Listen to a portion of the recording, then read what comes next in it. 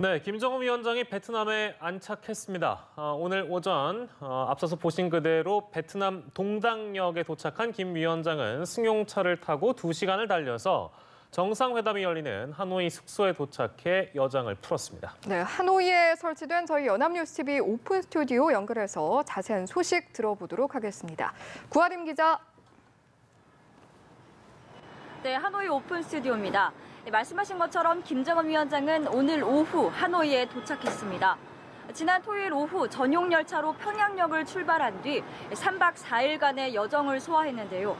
중국 대륙을 최단 루트로 종단했다고는 하지만 4,000km가 넘는 어마어마한 거리를 달렸습니다. 서울과 부산의 10배에 달하는 거리를 60여 시간에 걸쳐 달려왔지만 피로한 모습은 보이지 않았습니다.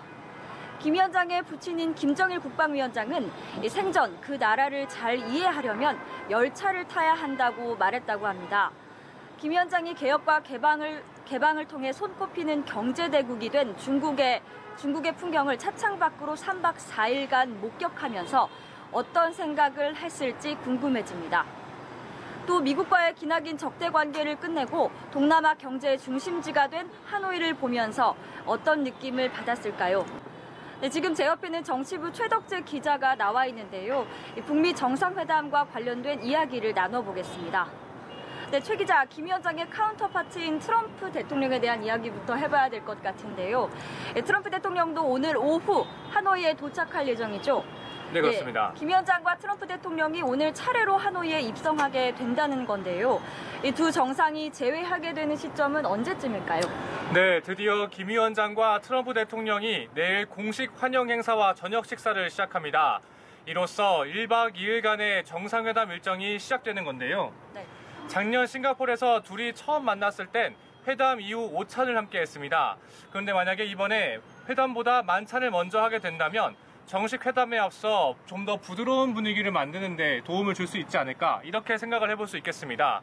그리고 이 만찬 자리엔 마이크 폼페이오 국무장관과 믹 멀베이니 백악관 비서실장 대행이 동행합니다. 그리고 김 위원장도 참모 2명을 데리고 이 자리에 나올 예정인데요.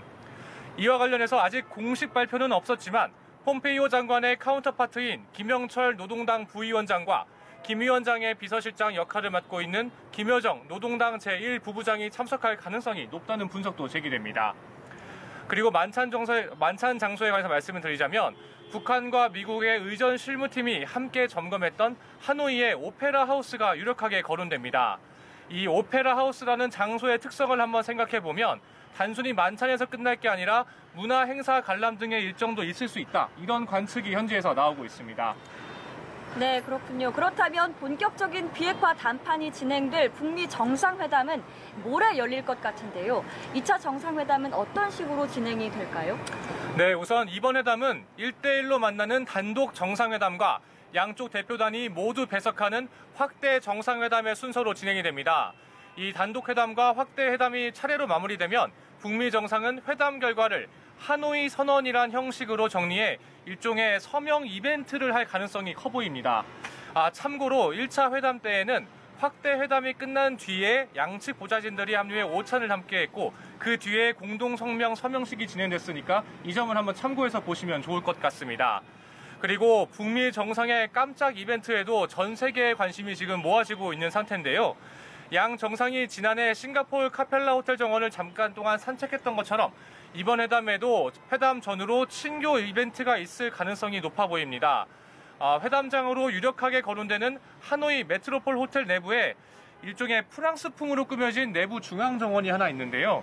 이곳에서 북미 정상이 함께 시간을 보내면서 일종의 이벤트성으로 모습을 보여주는 것 아니냐, 이런 관측도 조심스럽게 해볼 수 있겠습니다. 그리고 참고로 트럼프 대통령은 모레 북미 회담이 끝나면 바로 베트남을 떠나겠지만 김 위원장은 트럼프 대통령이 떠난 후에도 이틀 정도는 더 이곳에 머물면서 공식 방문 일정을 소화할 것으로 전해졌습니다. 네, 알겠습니다.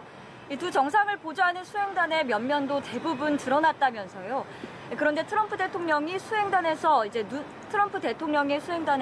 눈에 띄는 부분이 발견됐다고 합니다.